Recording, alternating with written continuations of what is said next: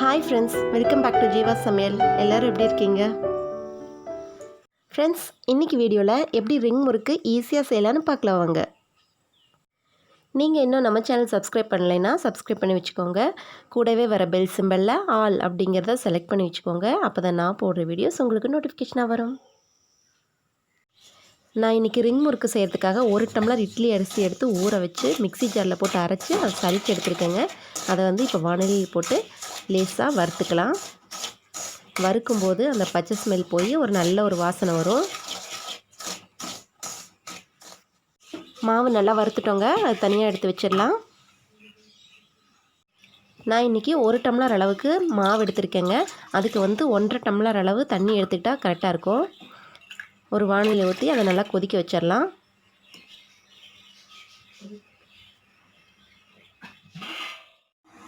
அதுக்கு தேவையான அளவு உப்பு சேர்த்திக்கலாங்க.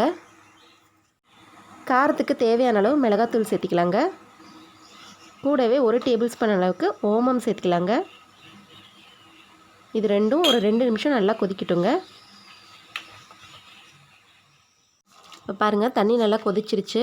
இப்போ கொஞ்சம் கொஞ்சமாக மாவை சேர்த்துக்கலாங்க. சேர்த்துட்டு கட்டி இல்லாமல் நல்லா கலந்து விட்டுகிட்டே இருக்கலாம்.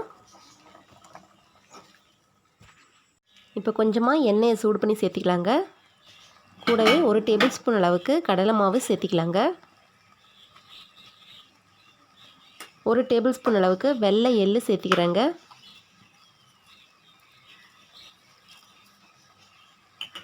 கொஞ்சம் பெருங்காயத்தூளும் சேர்த்திக்கலாங்க.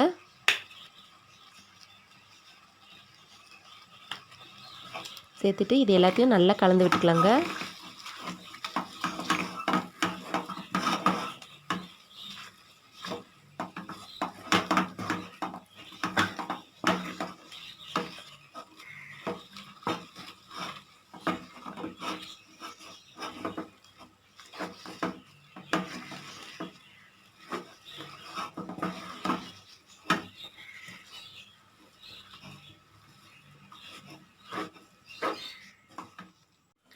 பாருங்கள், தண்ணியெல்லாம் நல்லா சுண்டி மாவு கெட்டி ஆயிடுச்சு.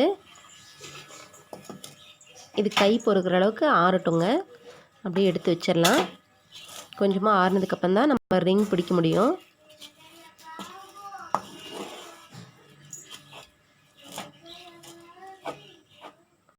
மாவு நல்லா சப்பாத்தி மாவு பதத்துக்கு வந்துருச்சுங்க. இதை நல்லா பிசைஞ்சு விட்டுக்கலாம்.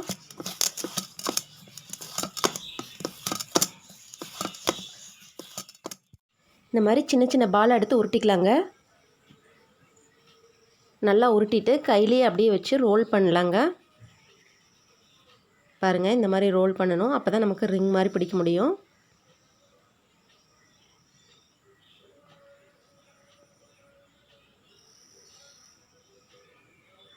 அவ்வளோதாங்க, ரிங் தயாராகிடுச்சு.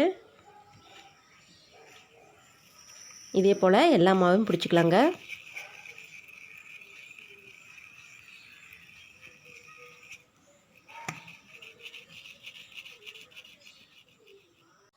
பாருங்கள், இருக்கிற மாவெல்லாம் ரிங்காக பிடிச்சி வச்சிட்டோம். நமக்கு இந்த ரைஸ் ரிங்கெல்லாம் ரெடி ஆயிடுச்சு. இதை இப்போ எண்ணெயில் போட்டு எடுத்துடலாம். எண்ணெய் காஞ்சிருச்சுங்க. இப்போ ரிங்ஸ் எல்லாம் போட்டுக்கலாம்.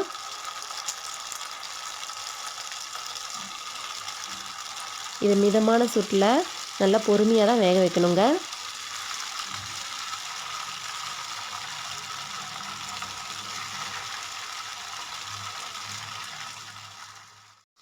ஒரு பக்கம் நல்லா வெந்ததுக்கப்புறம் இன்னொரு பக்கம் அப்படியே திருப்பி போட்டுடலாங்க. முறுக்கு நல்லா வெந்துருச்சுங்க. இதை எடுத்துடலாம்.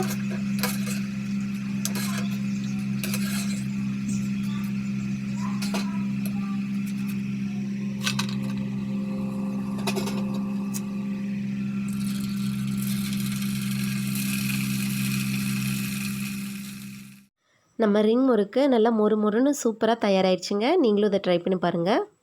வீடியோ பிடிச்சிருந்தால் லைக் பண்ணுங்கள், கமெண்ட் பண்ணுங்கள், மறக்காமல் சப்ஸ்கிரைப் பண்ணுங்கள். வேறொரு வீடியோவில் மீண்டும் சந்திக்கலாம்.